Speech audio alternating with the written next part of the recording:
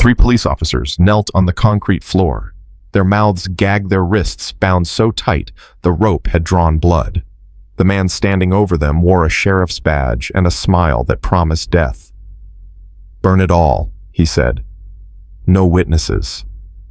Outside the crumbling cabin, a 7-year-old girl pressed her hand over her mouth to silence her own terror. She hadn't spoken a single word in 2 years, not since the night her mother died.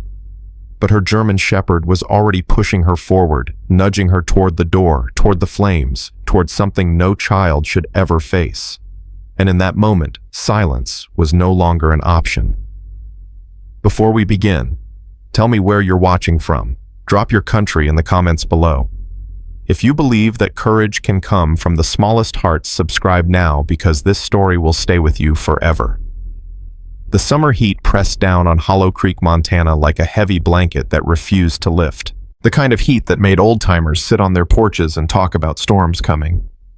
The kind that made dogs pant in the shade and children seek the cool refuge of forest trails. 7-year-old Lily Dawson walked along the narrow path that wound through the pine trees behind her grandfather's cabin.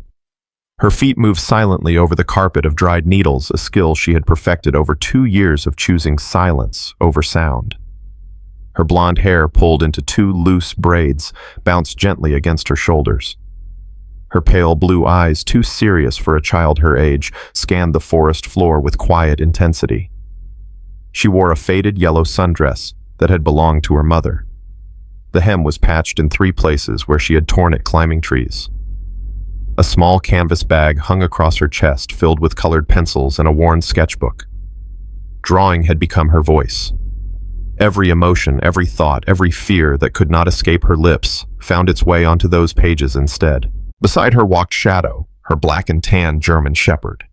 He was large for his breed, with intelligent amber eyes that never left Lily for more than a few seconds. His ears rotated constantly, catching sounds too faint for human hearing. His thick coat rippled with muscle as he moved, but his pace remained gentle, matched perfectly to the small girl beside him. Shadow had been trained as a therapy dog after Lily stopped speaking. He could sense her moods before she understood them herself. When anxiety tightened her chest, he pressed his warm body against her legs. When nightmares woke her screaming silently in the dark, he was there, his wet nose nudging her hand until the terror passed. He was more than a pet. He was her translator to a world that no longer heard her. Lily paused at a familiar fork in the trail. To the left lay the path home, winding back toward her grandfather's cabin, where lunch would be waiting. To the right, the trail continued deeper into the forest, toward the old lumber mill that had been abandoned since before she was born. Shadow whined softly. Lily looked at him. His ears were pricked forward, his body suddenly tense. He stared down the right-hand path with an intensity she had never seen before. "What is it?" she wanted to ask, but the words stayed locked behind her lips, as they always did. Shadow took 3 steps toward the abandoned mill. Then he stopped and looked back at her, waiting. Lily hesitated. Her grandfather had warned her about the old mill.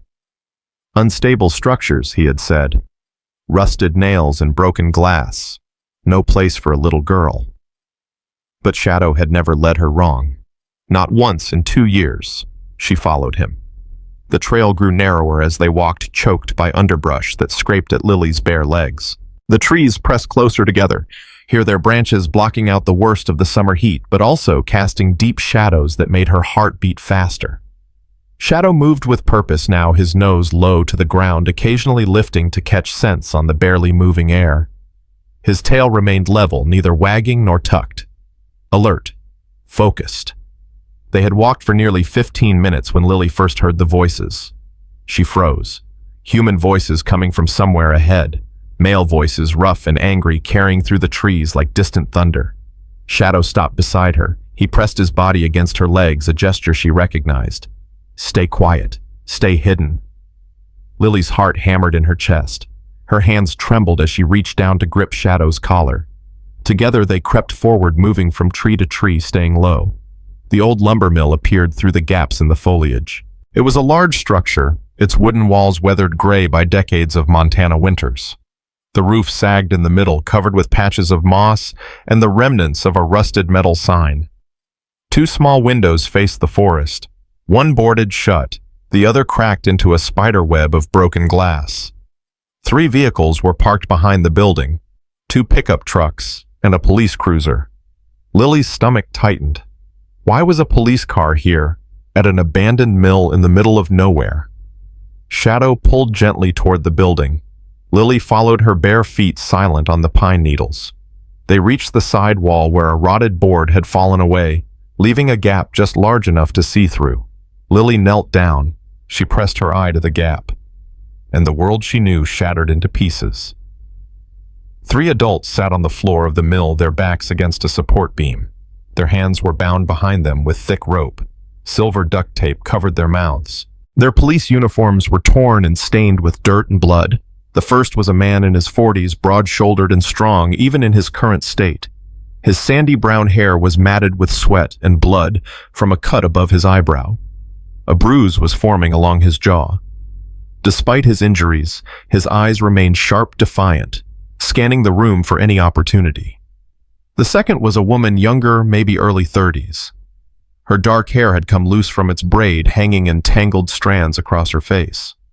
She had a split lip and a dark bruise spreading beneath her left eye. But she sat straight, her shoulders squared, refusing to show weakness, even with blood dripping down her chin. The third was the youngest, a man barely older than a boy with short, cropped red hair and a face full of freckles. His uniform was too new, the creases still sharp despite the dirt. His eyes were wide with barely contained terror, and his chest heaved with rapid, panicked breaths. Lily recognized them. Officer Marcus Webb. He had come to her school last year to talk about safety. He had let her pet the police dog and had smiled kindly when she couldn't answer his questions. Officer Diana Reyes. Lily had seen her at the grocery store buying popsicles for a little boy who called her Mama. She had the kind of smile that made strangers feel like friends. Deputy Jake Hollister. He was new in town. Lily had watched him help Mrs. Patterson carry her groceries to her car just last week. He had looked so proud of his uniform.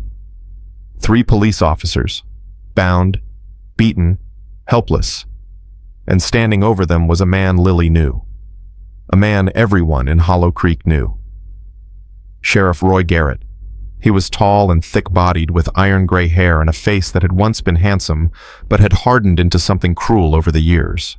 He wore his sheriff's uniform like armor, the silver star on his chest catching the light from a lantern on the floor. His boots were polished, his belt loaded with tools of law enforcement that he was now using for something far darker. "You just had to keep digging," Garrett said, his voice low and dangerous. He paced slowly in front of the bound officers like a predator circling wounded prey. "Couldn't leave well enough alone." Officer Webb made a sound through his tape, angry and muffled. Garrett laughed. "Save your breath, Marcus. No one can hear you out here." He crouched down until he was eye level with Webb. "You know how long I've been building this operation? 15 years. 15 years of careful planning, careful partnerships, careful everything. And you almost ruined it all with your investigation." Lily's hands shook. She didn't fully understand what she was seeing, but her body understood the danger. Her chest felt tight, her lungs refusing to draw full breaths. Shadow pressed closer against her, his warmth steadying her. 2 other men stood near the door of the mill. They were rough-looking, dressed in work clothes, stained with grease and sawdust. One was tall and thin, with a scraggly beard and nervous eyes that kept darting toward the windows. The other was shorter, but built like a barrel, with thick arms covered in tattoos and a face that looked like it had been broken and badly reset multiple times. "Boss," the thin one said, "what are we going to do with them?" Garrett stood and turned. "Same thing we planned from the beginning. This place is a tinderbox. One spark and it goes up like paper." He checked his watch. "Sunset's in 6 hours. That's when the shipment comes in. By the time anyone finds this place, there'll be nothing left but ash and bone." Lily felt her stomach lurch. She pressed her hand over her mouth to stop herself from making a sound. They were going to kill them. They were going to burn 3 police officers alive. Officer Reyes made a muffled sound, struggling against her bonds. Garrett walked over and grabbed her chin, forcing her to look at him. "Don't worry, Diana. Your boy will be taken care of. My wife always wanted a son." He smiled, and the expression was terrible. He'll never know what happened to his mother. Tears streamed down Reyes's face. She fought against his grip, but her bound hands made resistance impossible. Deputy Hollister was crying openly now, his young face crumpled with fear. His chest heaved with sobs that the tape reduced to wet gasping sounds. Webb's eyes burned with fury. He strained against his ropes muscles bulging in his arms, but the knots held firm. Garrett released Reyes and stepped back. "Donnie Ray, keep watch. I need to make sure everything's ready for tonight." He walked toward the door, pausing to look back at his prisoners. "Enjoy your last few hours. Try to make peace with whatever God you believe in." He walked out. The door slammed behind him. Lily couldn't move. She couldn't breathe. The world had narrowed to the gap in the wall and the three terrified faces beyond it. Shadow nudged her hand, then nudged it again, harder. She looked at him. His amber eyes were fixed on hers with an intensity that seemed almost human. He pushed his nose against her palm, then turned his head toward the path they had come from. "We need to go. We need to get help." But who could she tell? Who could she go to? The sheriff was the law in Hollow Creek. He controlled everything. If she went to the police station, she would be going straight to his people. If she tried to call 911, the call would route through his dispatch. There was no one. There was only her grandfather. Lily scrambled backward from the wall, staying low until the trees hid her from view. Then she ran. She had never run so fast in her life. Branches whipped at her arms and face. Roots seemed to reach up to trip her, but she kept going. Shadow racing beside her, his breath loud in the forest silence. The trail blurred past. Time lost meaning. There was only the burning in her lungs and the desperate need to reach home. When she burst through the tree line into her grandfather's yard, she was gasping for air. Her face streaked with tears. She didn't remember crying. Henry Dawson was on the porch, a glass of iced tea sweating in his hand. At 67, he still had the bearing of the forest ranger he had been for 40 years. Tall and lean, with silver hair and weathered skin that spoke of a lifetime under open skies. His eyes, pale blue like Lily's, sharpened the moment he saw her face. "Lily." He set down his glass and was off the porch in 2 strides. "What happened? What's wrong?" She couldn't speak. She could never speak. But she grabbed his hand and pulled him toward the house, toward her room, toward her sketchbook. Henry followed without question. He had learned long ago that Lily's silence held more meaning than most people's words. In her room, she grabbed her colored pencils and began to draw. Her hands shook so badly that the lines came out jagged, but she kept going. The mill, the broken window, the 3 bound figures on the floor, the man with the sheriff's star standing over them. Henry watched the images take shape. His face grew pale. His jaw tightened. "Lily." His voice was barely a whisper. "Is this real? Did you see this?" She nodded frantically. "The old lumber mill, near the fire road." Another nod. Henry's hands clenched into fists. "Sheriff Garrett." Lily nodded a 3rd time, and something in her grandfather's eyes went cold. "Oh, God." He ran a hand through his silver hair. "Oh, dear God." He paced the small room, his movements sharp with barely contained energy. Shadow sat beside Lily, his body pressed against her legs, offering what comfort he could. "We can't call the police," Henry said, more to himself than to Lily. "He runs the entire department. Anyone we talk to could be in his pocket." He stopped pacing. "The FBI. We need to reach the FBI. But the nearest field office is 3 hours away. By the time they—" He trailed off. His eyes went to the window toward the darkening sky. 6 hours until sunset. 6 hours until 3 innocent people burned to death. Henry pulled out his phone. His fingers hovered over the screen, then stopped. "Frank," he breathed. "Frank Torres." Lily looked up at him, questioning. "He's an old friend," Henry explained, already dialing. "Retired FBI, lives about 30 miles north off the grid. If anyone can help us." The phone rang once, twice, 3 times.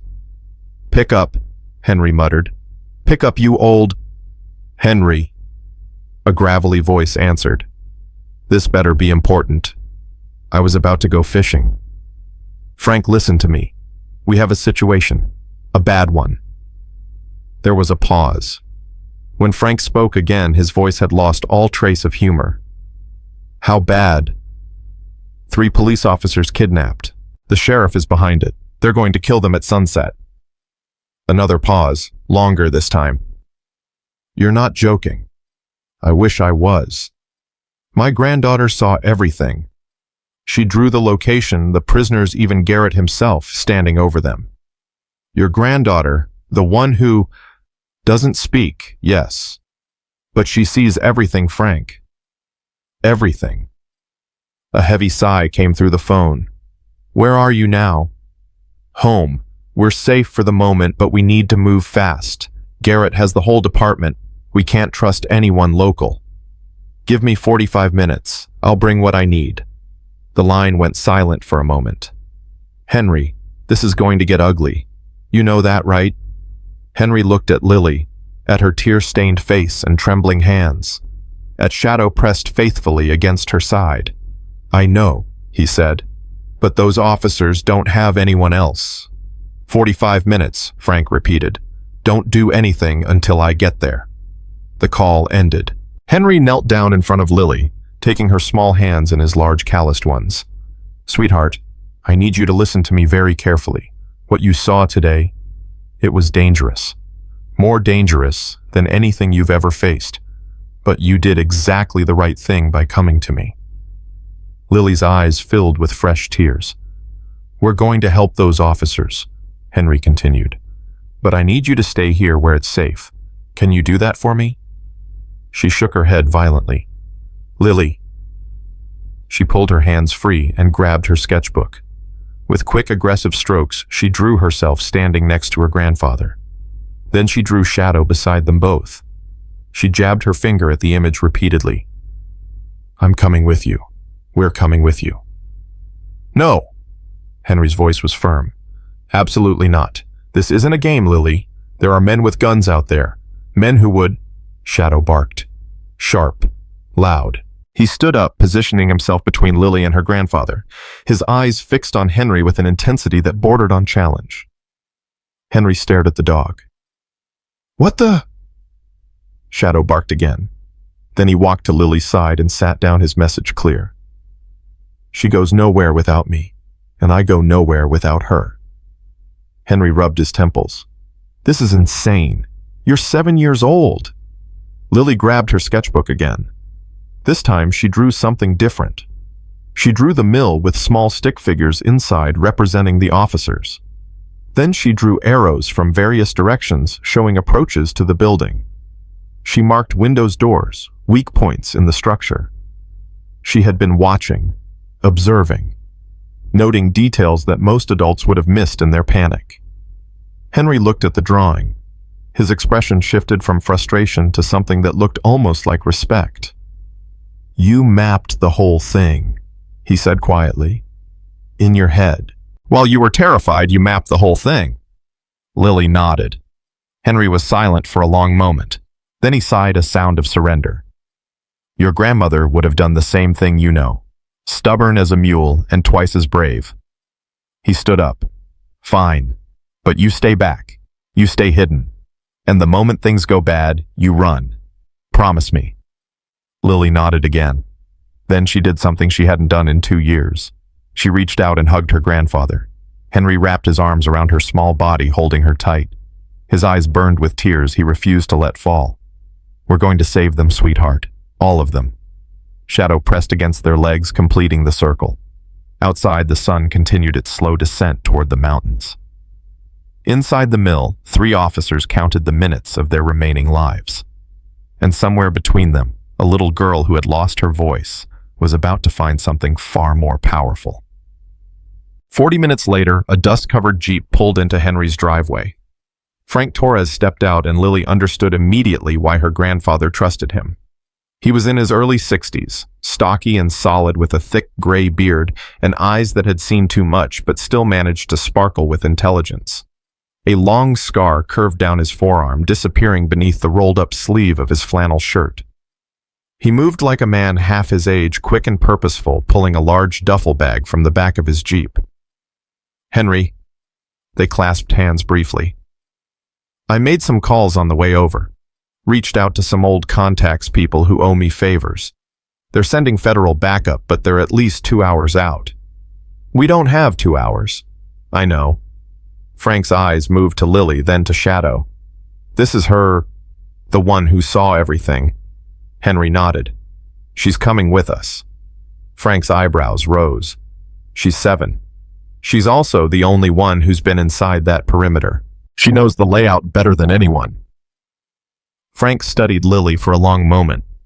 She met his gaze without flinching, her chin raised slightly in unconscious defiance. "Gutsy kid," Frank said finally. "Reminds me of someone I used to work with." He crouched down to her level. "You understand what we're walking into, little one. These aren't the kind of men who play nice." Lily reached into her bag and pulled out her sketchbook. She flipped to a fresh page and drew quickly 2 eyes with sharp lines around them, watching. "I know. I watched them." Frank looked at the drawing, then back at Lily. Something shifted in his expression. "Okay, then let's go save some cops."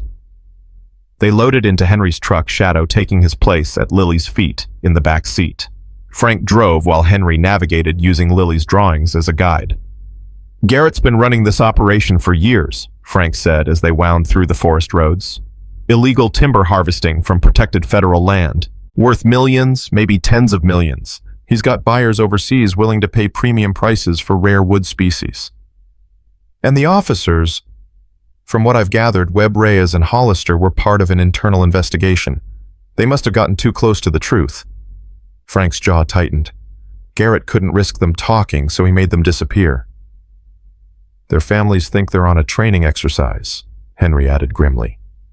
"That's what the official report says. 3-day wilderness survival training in the backcountry. Perfect cover. By the time anyone realizes they're missing, there'll be nothing left to find." Lily listened to every word. Her small hands gripped Shadow's fur, drawing strength from his warmth.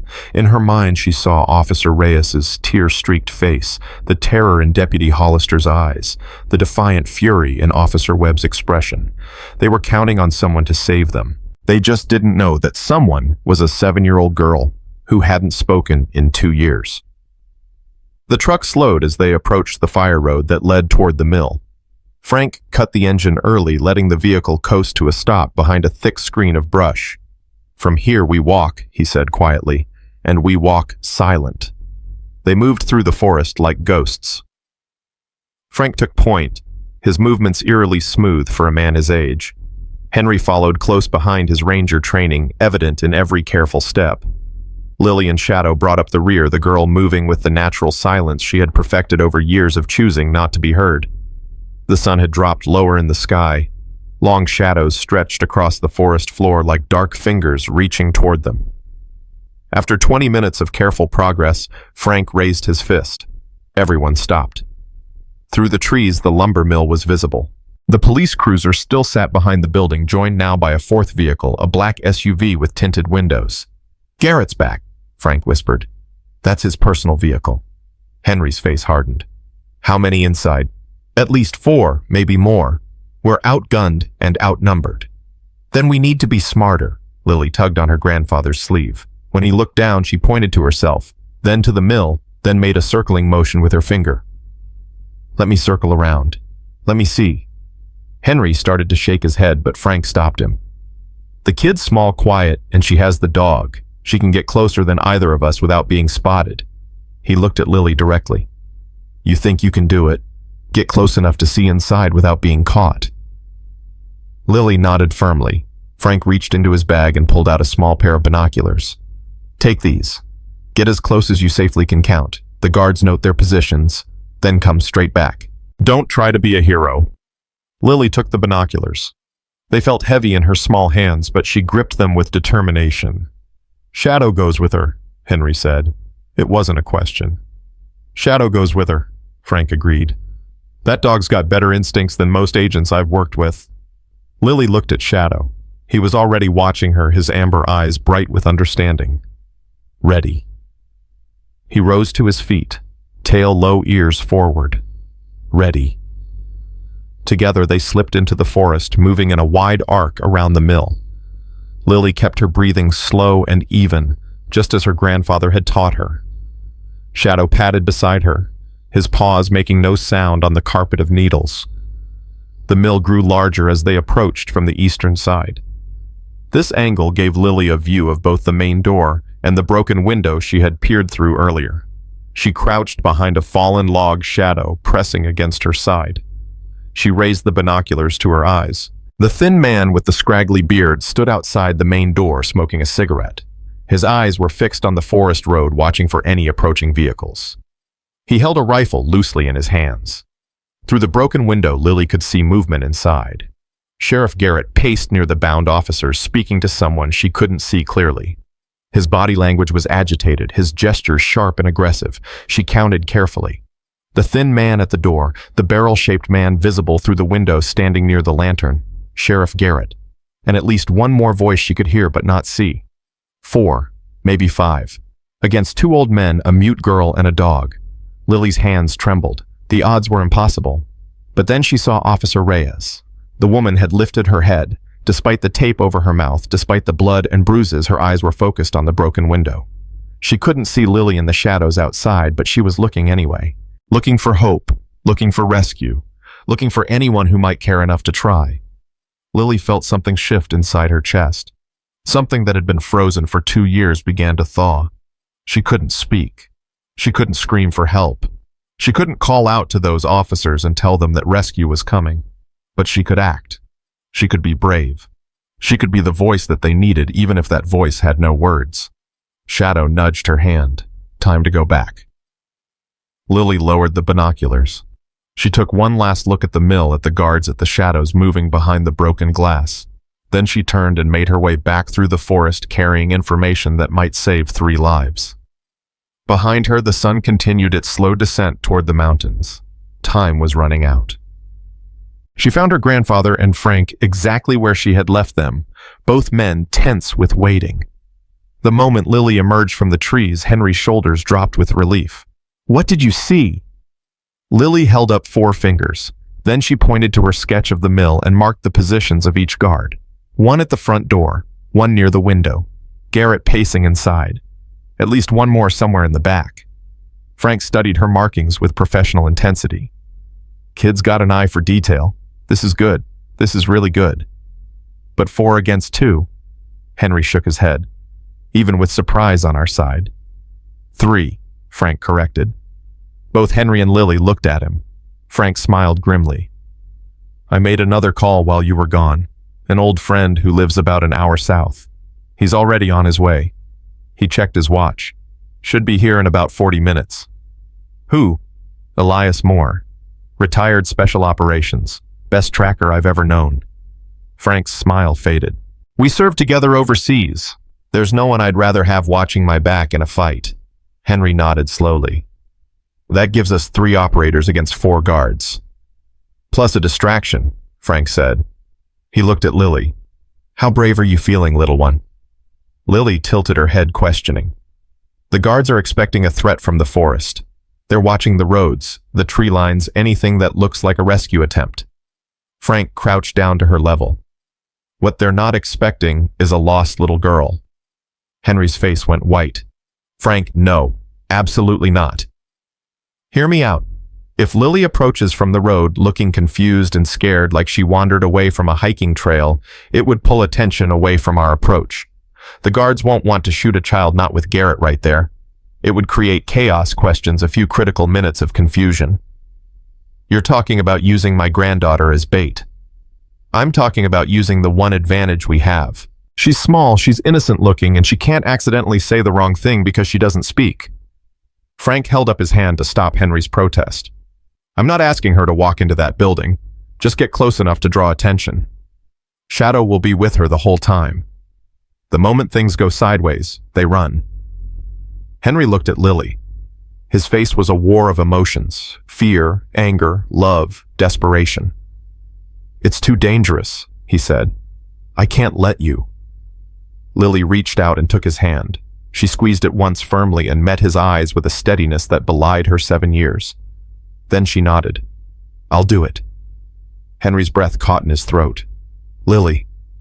She squeezed his hand again. Then she reached up and touched her chest over her heart. For them, for the officers, for Diana Reyes's little boy who needs his mother to come home. Henry stared at her for a long moment. Tears gathered in his eyes, but he blinked them back. "Your mother would be so proud of you," he whispered. "So incredibly proud." Lily smiled. It was small and fragile, but it was real. The first smile Henry had seen on her face in 2 years. The plan took shape over the next hour. Elias Moore arrived just as the sun touched the tops of the western mountains. He was exactly as Frank had described, tall and rugged with jet black hair, streaked with gray, and eyes the color of storm clouds. He spoke little but listened intently, studying Lily's sketches, with the focus of a man who understood that details meant the difference between life and death. "The kid's good," he said finally, the first words he had spoken since arriving. "Really good." "She takes after her grandmother," Henry said quietly. Elias nodded. Then he looked at Lily with an expression that seemed almost like respect. "You ready to be a hero, little one?" Lily lifted her chin. She was ready. The sun sank lower. Shadows grew longer. The heat of the day began to fade into the cool breath of approaching evening. Inside the lumber mill, 3 officers continued to count their final hours. Outside, a rescue team prepared to do the impossible. And at the center of it all, a 7-year-old girl who had lost her voice 2 years ago, prepared to make the loudest statement of her life. Not with words, with action. The last golden light of day filtered through the pine canopy as Lily crouched beside her grandfather, watching the abandoned lumber mill from their hidden position. Her heart pounded against her ribs like a trapped bird. Shadow pressed his warm body against her legs, his amber eyes fixed on the building ahead. Frank checked his watch for the 3rd time in 2 minutes. "We move in 15. Everyone clear on their positions." Elias nodded, once his storm-gray eyes never leaving the mill. "I'll take the east approach. Disable the guard at the back door. Henry and I will come in from the west once Lily draws their attention." Frank looked at the little girl. "Remember, you walk up that road like you're lost, confused, scared. The moment you see them reaching for weapons, you run. Shadow will get you out." Lily nodded. Her hands trembled, but she forced them steady. Henry knelt down and cupped her face in his rough palms. "I love you more than anything in this world. You know that, right?" She nodded again. "If something goes wrong, you run. You don't look back. You don't try to help. You just run." His voice cracked. "Promise me." Lily reached up and covered his hands with her small ones. She couldn't promise. She wouldn't promise.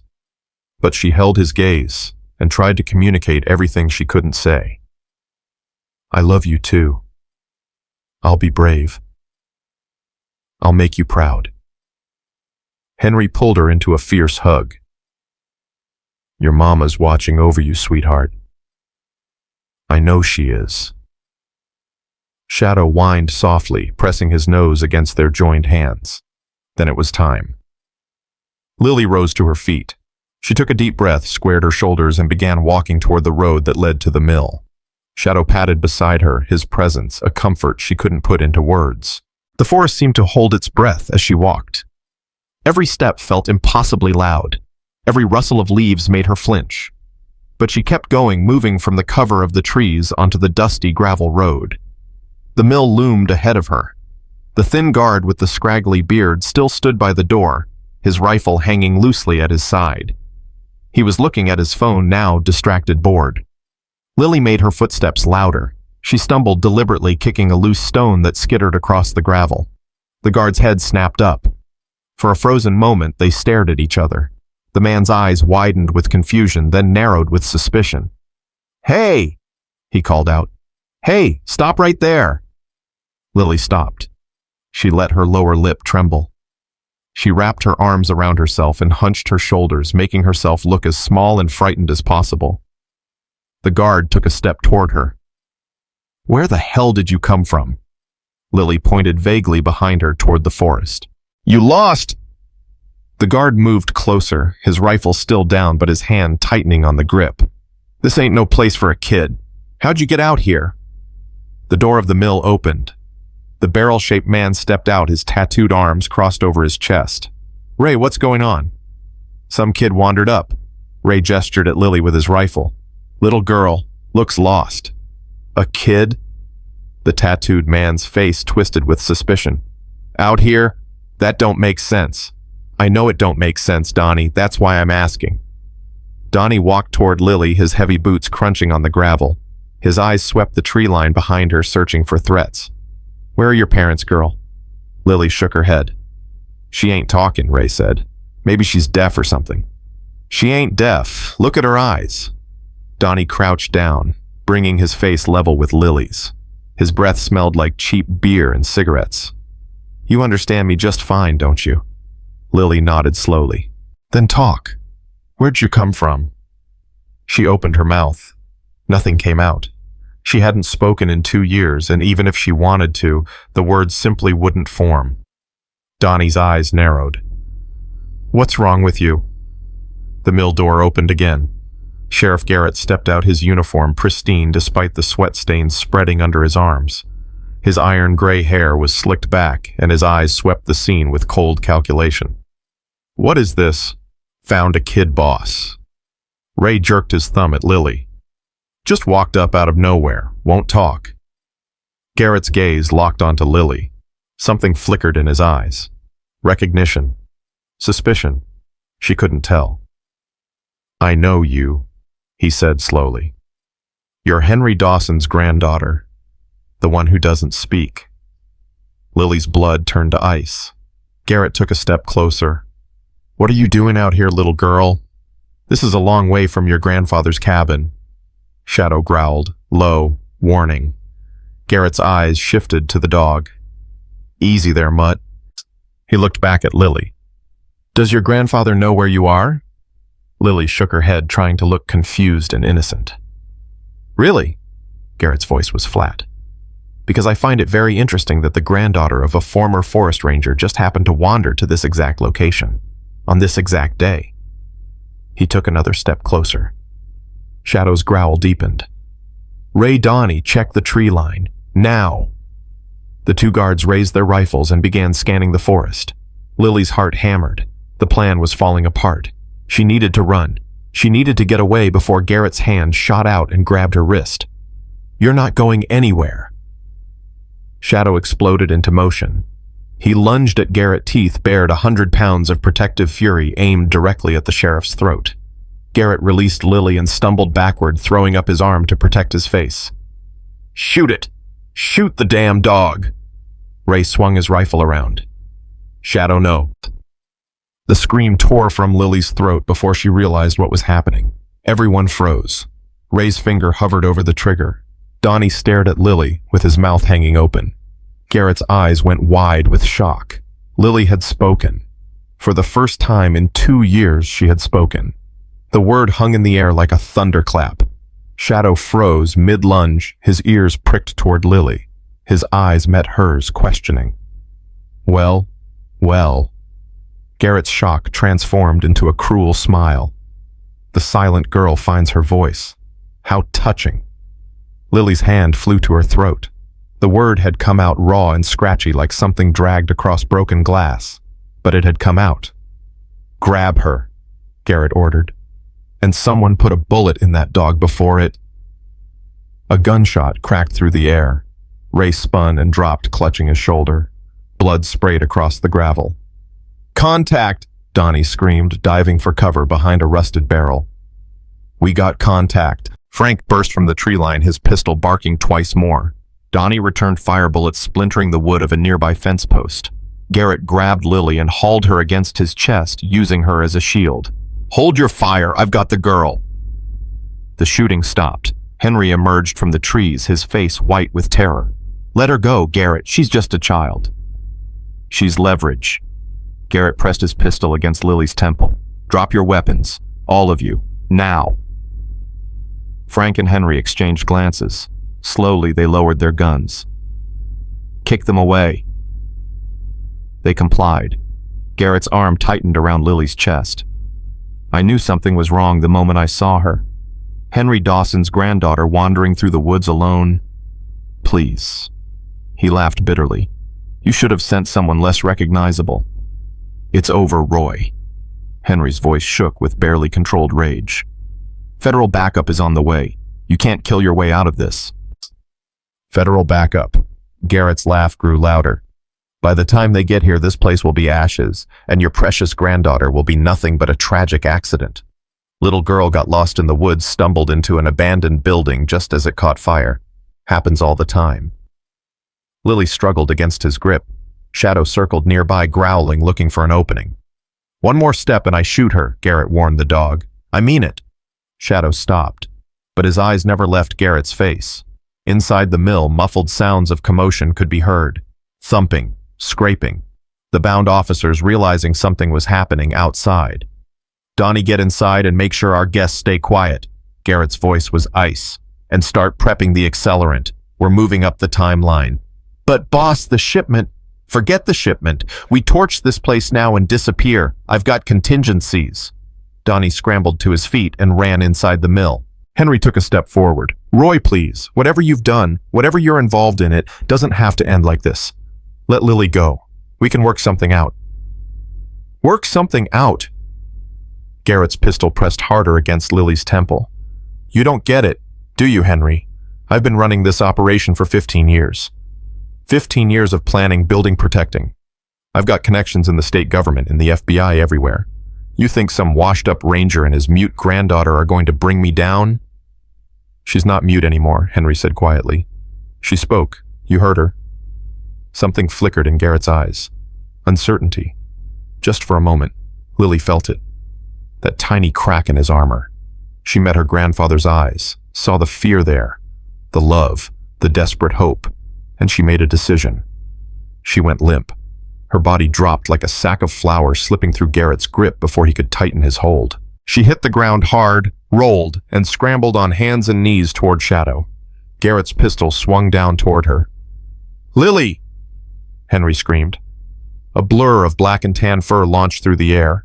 Shadow hit Garrett square in the chest, knocking him backward. The pistol discharged the bullet, whining off into the trees. Man and dog went down in a tangle of limbs and snapping jaws. Henry dove for his discarded weapon. Frank was already moving, scooping up his pistol and sprinting toward the mill door. Garrett screamed as Shadow's teeth sank into his forearm. He thrashed wildly, trying to throw the dog off, but Shadow held firm, growling through clenched jaws. "Get it off! Get it off me!" Ray, still clutching his wounded shoulder, raised his rifle with his good hand. "Shadow, release!" Lily's second word came out stronger than the first, clearer. Shadow released Garrett's arm and bounded toward Lily. Ray's shot went wide, kicking up dirt where the dog had been a split second before. Henry's pistol barked twice. Ray dropped and didn't move. Garrett scrambled to his feet, blood streaming from his mangled arm. His eyes were wild, desperate. He stumbled toward the mill door. "Donnie, light it now!" From inside the building came the sound of shattering glass, then a whoosh of igniting accelerant. Orange light bloomed behind the windows. "No!" Frank burst through the mill door, disappearing into the growing smoke. Henry ran after him, leaving Lily and Shadow in the yard. Lily's heart seized. The officers, they were still inside, still tied up, still helpless. She should run. She had promised to run, but she couldn't. Not while people were dying. Shadow barked urgently, trying to herd her away from the burning building. But Lily was already moving, running toward the mill, toward the flames, toward the people who needed her. The heat hit her like a wall. Smoke poured from this broken window, thick and black and choking. She could hear shouting inside, Frank's voice, Henry's voice, and underneath it all, the hungry roar of spreading fire. She dropped to her knees and crawled through the gap in the wall where she had first seen the officers. The smoke was thinner near the ground. She could breathe. She could move. The scene inside was chaos. Flames crawled up the far wall, feeding on the old dry wood. Donnie lay unconscious near the door, knocked out by Frank's pistol butt. Garrett was nowhere to be seen.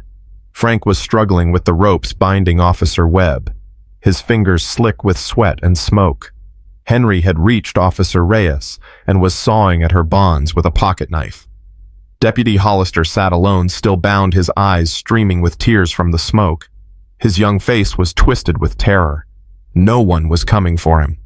Lily crawled toward the rookie deputy. The heat was intense now, scorching her skin, making every breath feel like swallowing fire. But she kept going. She reached Hollister. His eyes widened when he saw her.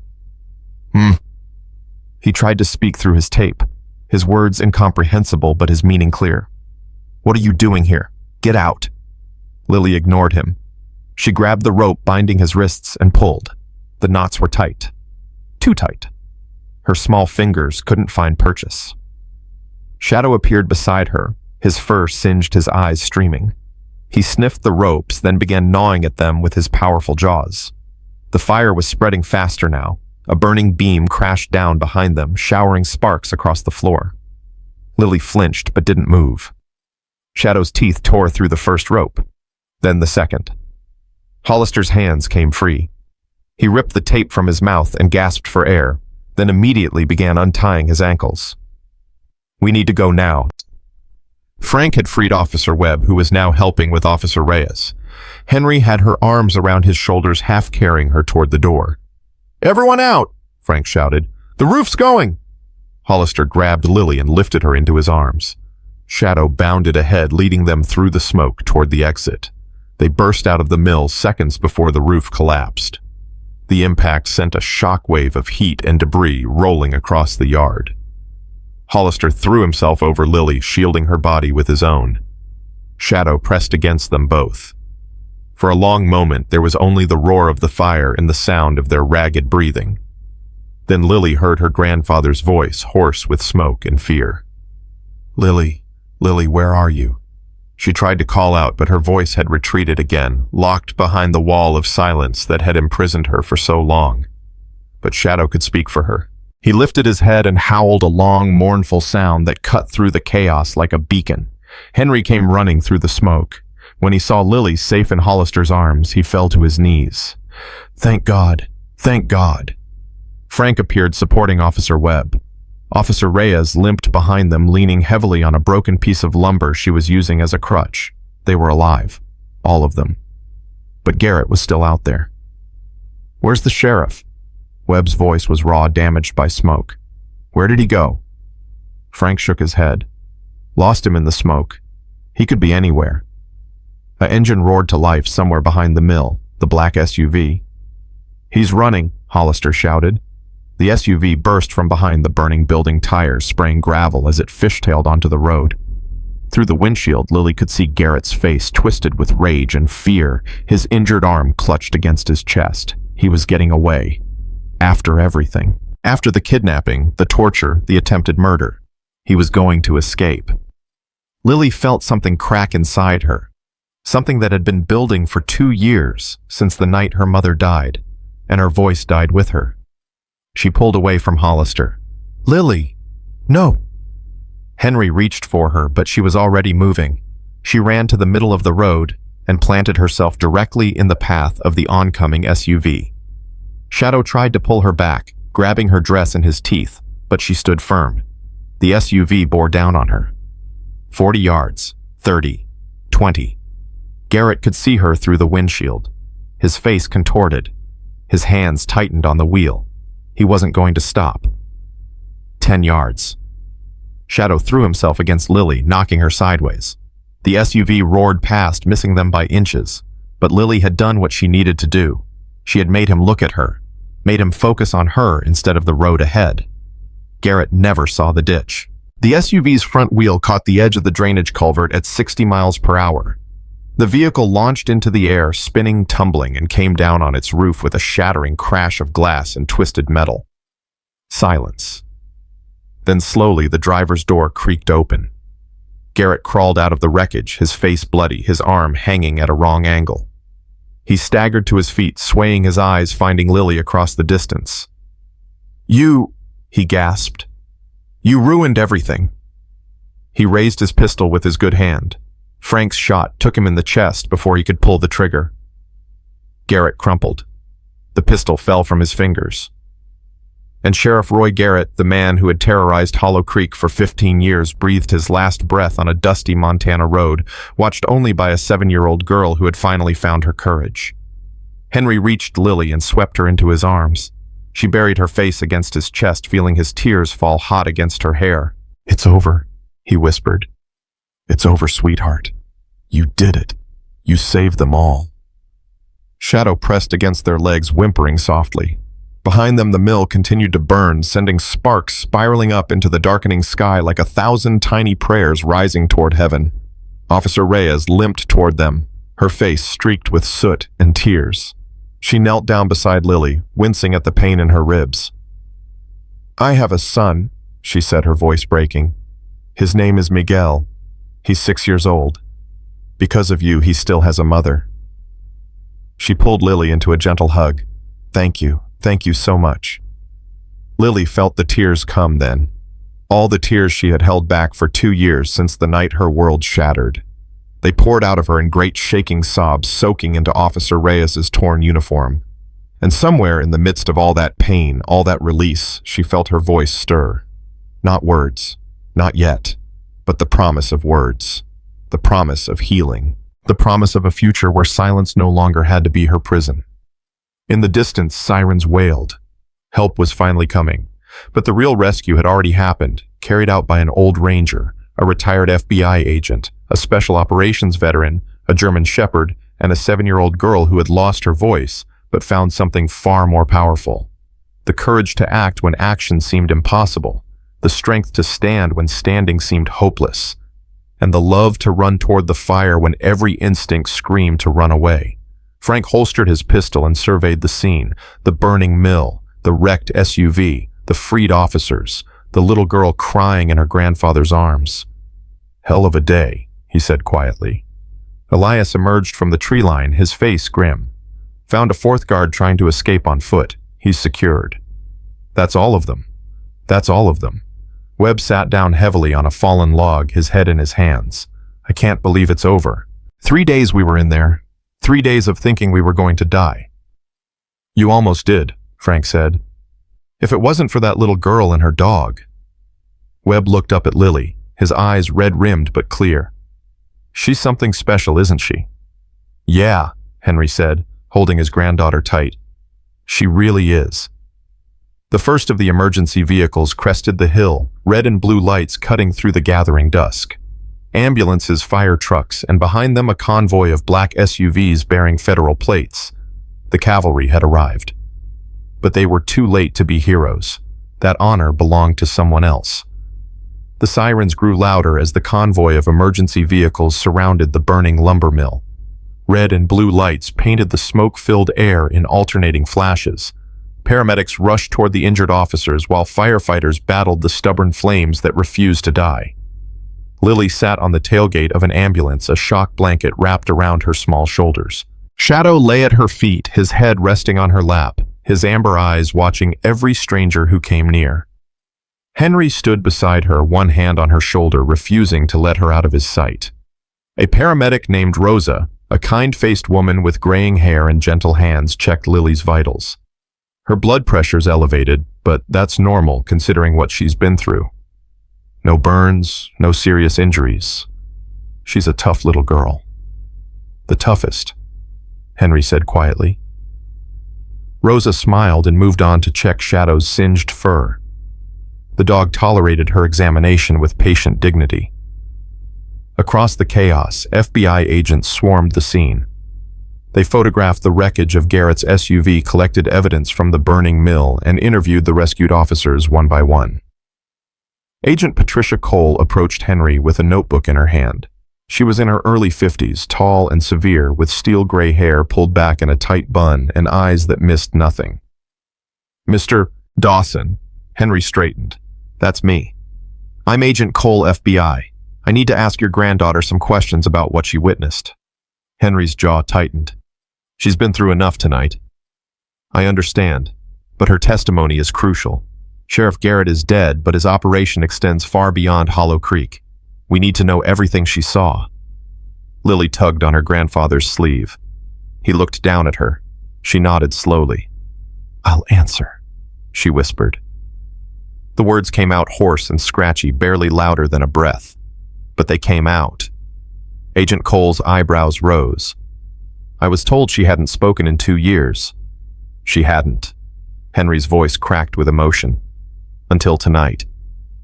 Agent Cole knelt down to Lily's level, her severe expression softening. Take your time, sweetheart. Start from the beginning. What did you see at the mill? Lily took a deep breath. Shadow pressed closer against her legs. 3 officers, she whispered. Tied up. Sheriff Garrett. He said he would burn them. Each word felt like pushing a boulder uphill. Her throat ached, her voice trembled, but she kept going. There were other men, 2 of them. They had guns. Can you describe them? Lily nodded.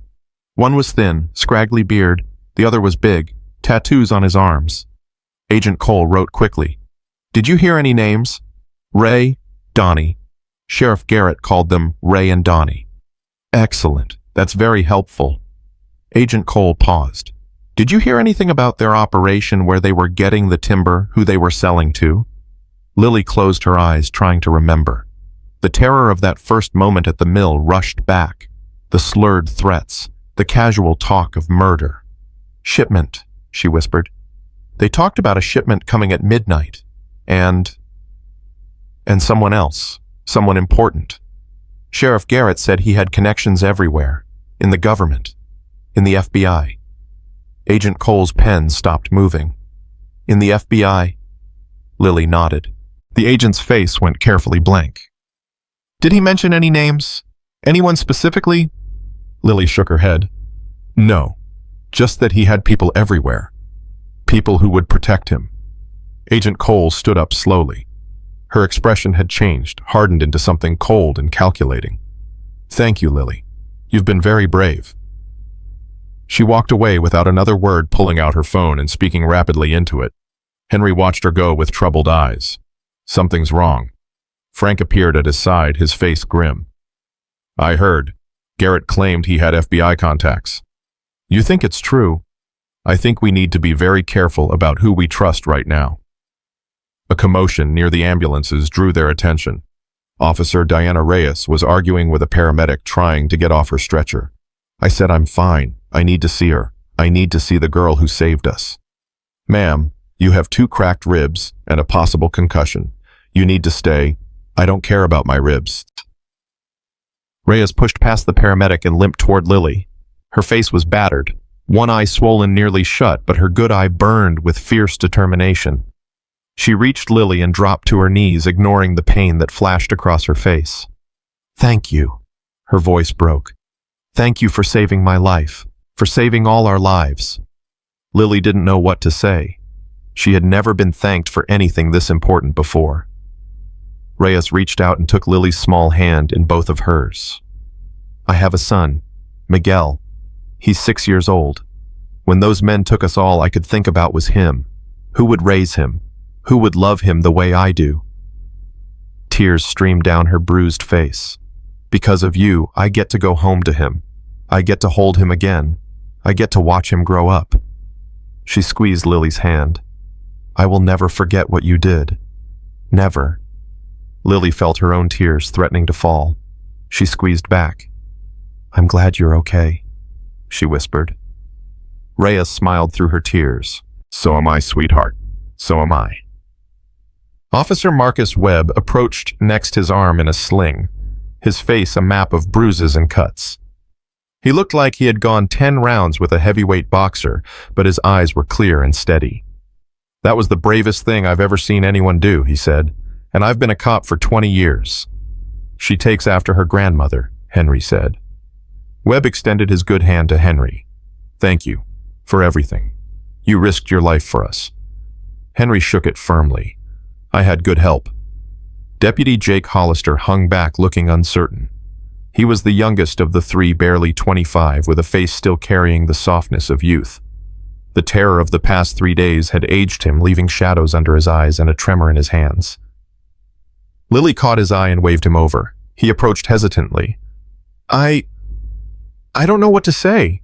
You're just a kid. You shouldn't have had to. He trailed off, overwhelmed. "Are you okay?" Lily asked. The simple question seemed to break something in him. His eyes filled with tears. "I thought I was going to die," he said, his voice cracking. "I've only been a deputy for 8 months. I have a fiancée waiting for me back home. We're supposed to get married in the spring, and I thought I'd never see her again." "But you will," Lily said. "You'll see her." Hollister wiped his eyes with the back of his hand. "Because of you, a 7-year-old girl, and her dog." He laughed, but it came out more like a sob. "I'm supposed to be the one protecting people, not the other way around." "You protected me," Lily said. "In the fire. You covered me." Hollister stared at her. I did, didn't I?" "You were brave, too." Something shifted in the young deputy's face. The shame and self-doubt that had been building began to ease, replaced by something that looked almost like hope. "Thank you," he said, "for saying that. I needed to hear it." The chaos around them continued. More federal agents arrived. More questions were asked. More evidence was collected. But in the midst of it all, 3 rescued officers and 1 little girl shared a moment of connection that transcended words. A bond forged in fire and terror and desperate hope.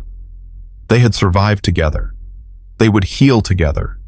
And none of them would ever forget this night. An hour passed. The fire was finally extinguished, leaving the mill a smoking skeleton of charred beams and collapsed walls.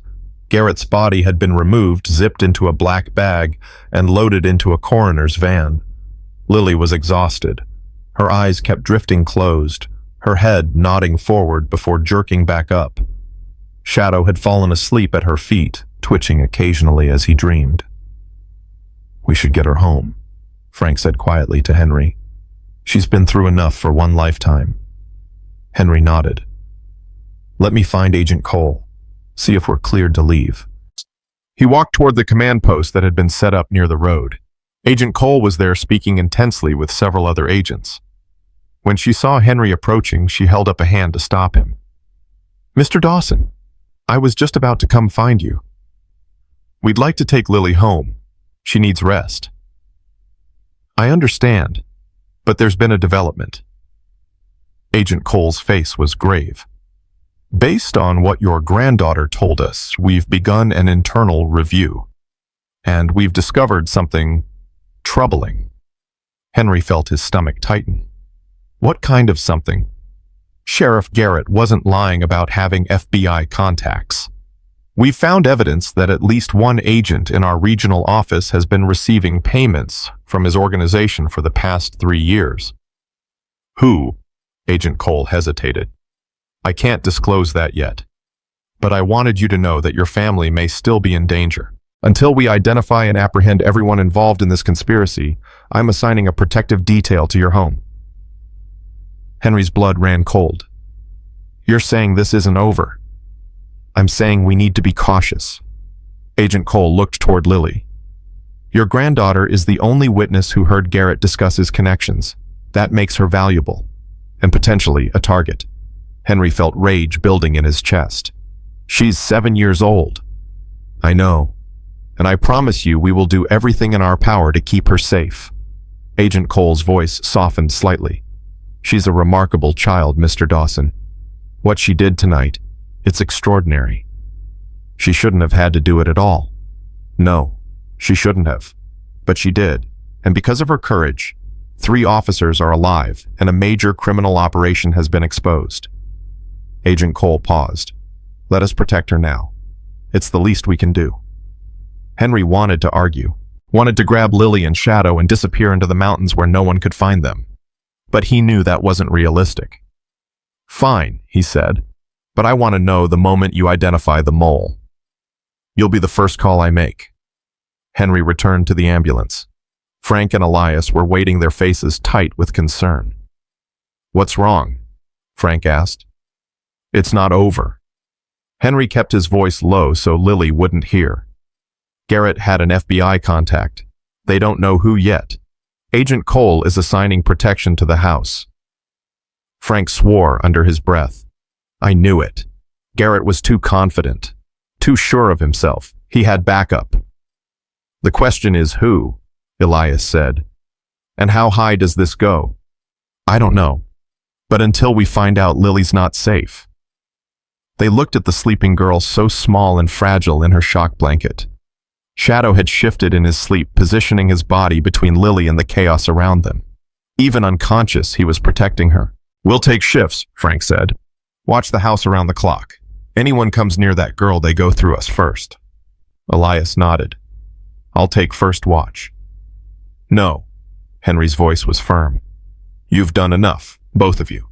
This is my fight now. Henry, she's my granddaughter, my responsibility. He looked at his old friends with gratitude and sorrow. But I won't forget what you did tonight. Either of you. Frank clasped his shoulder. We're not going anywhere. Whatever you need, whenever you need it, we're here. Same, Elias said simply. Henry felt tears prick his eyes. He blinked them back.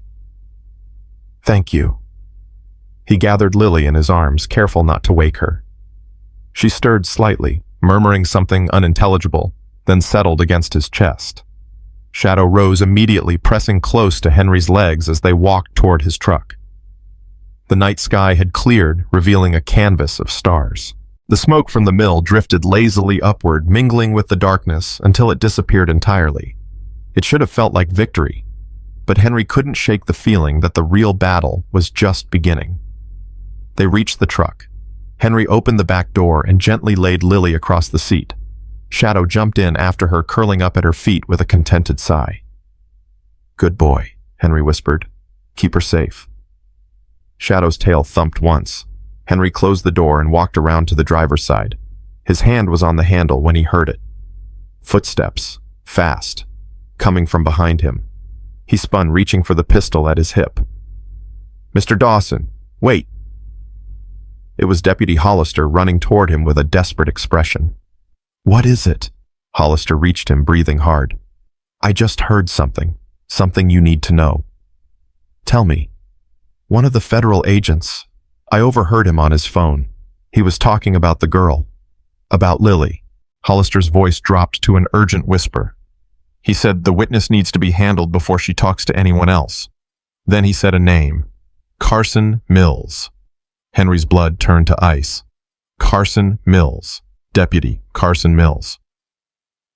I don't know any deputy by that name, but the agent seemed to know him, seemed to be taking orders from him. Which agent? What did he look like? Hollister shook his head.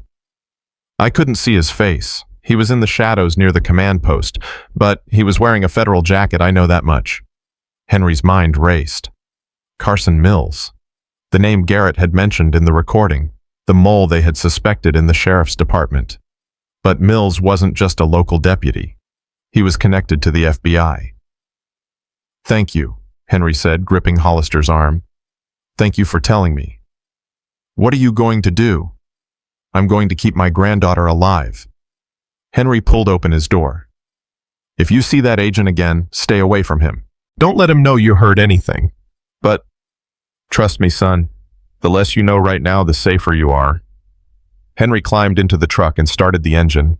In the rearview mirror, he could see Hollister standing alone in the darkness, looking confused and frightened. Join the club, Henry thought grimly. He pulled out of the lot, tires crunching on gravel. Shadow lifted his head at the movement, then settled back down when he saw they were leaving. Lily slept on, unaware of the new danger circling around her. Henry drove in silence, his mind working through the possibilities. Carson Mills was still out there, still connected to people who wanted Lily silenced, and at least one of those people was wearing a federal badge. He couldn't trust the FBI. He couldn't trust local law enforcement. He could only trust the people who had already proven themselves tonight. He picked up his phone and dialed Frank's number. Henry, everything okay? No, we have a bigger problem than we thought. How fast can you and Elias get to my cabin? 20 minutes, maybe less. Make it less. I'll explain when you get there. He ended the call and pressed the accelerator harder. The stars wheeled overhead, cold and indifferent. The road stretched endlessly into the darkness. And somewhere out there, a man named Carson Mills was making plans. Henry didn't know where Mills was hiding, He didn't know how many people Mills controlled. He didn't know what resources Mills had at his disposal. But he knew one thing with absolute certainty. Anyone who tried to hurt his granddaughter would have to go through him first. And Henry Dawson, retired forest ranger and grandfather of the bravest girl in Montana, was done playing defense. It was time to hunt. The truck's headlights cut through the darkness as they wound through the mountain roads toward home. Lily stirred in the back seat, mumbling something in her sleep. Shadow lifted his head, watching her with concerned eyes, then settled back down when she quieted. Henry's phone buzzed. A text from an unknown number. He glanced at the screen. 4 words. "We know where she lives." His blood went cold. Henry floored the accelerator. The truck surged forward, engine roaring. Trees blurred past on either side. "Hold on, sweetheart," he whispered. "Grandpa's gonna keep you safe." In the darkness behind them, a set of headlights appeared, following. Henry's knuckles went white on the steering wheel. The headlights in his rearview mirror grew closer with every passing second. Whoever was following them wasn't trying to hide. They wanted him to know. "Grandpa?" Lily's voice came from the back seat, small and sleepy. "What's happening?" "Nothing, sweetheart. Go back to sleep." Shadow was already alert. His ears pricked forward, sensing the tension in Henry's voice. Henry grabbed his phone and hit redial. Frank answered on the first ring. "Henry, we're almost change of plans. Someone's following me. Black SUV, no plates. I'm on Route 7, about 3 miles from the Brennan Creek turnoff." "How many?" "Can't tell. At least 1 vehicle." Frank's voice went hard. "Keep driving. Don't stop for anything. Elias and I will intercept." "They know where I live, Frank. They sent me a message." A pause. "Then we don't go to your cabin. Head for the old ranger station at Miller's Point. It's defensible, and I've got supplies cached there." "I know the place. We'll meet you there. 15 minutes." Henry ended the call and took the next turn, hard tires squealing on the asphalt. Lily grabbed Shadow's collar to steady herself. "Grandpa, I'm scared." "I know, baby. I know." Henry's voice was steady despite the fear coursing through him. "But I need you to trust me. Can you do that?" "Yes." "Good girl. Now get down on the floor and stay there. Shadow will protect you." Lily slid off the seat and curled up in the footwell. Shadow immediately positioned himself over her, his body a shield of muscle and fur. Henry checked the mirror. The SUV was still there, matching his speed, maintaining distance. They weren't trying to catch him. They were hurting him. The realization hit like a punch to the gut. They weren't following to chase. They were following to see where he went, to find out who his allies were. He needed to lose them. Henry knew these mountain roads like he knew his own heartbeat. 40 years of rangering had burned every curve, every shortcut, every hidden trail into his memory. He took a sharp left onto a dirt road that didn't appear on any map. The truck bounced violently over rocks and roots. Behind him, the SUV's headlights wavered, then followed. "Hold on." He killed his headlights and drove by moonlight alone. The road ahead was barely visible, a pale ribbon winding through the trees. One wrong turn and they'd go over a cliff. But the SUV didn't know this road. The SUV didn't know about the fork coming up in 300 yards. Henry counted the seconds. 50. 40. 30. The fork appeared.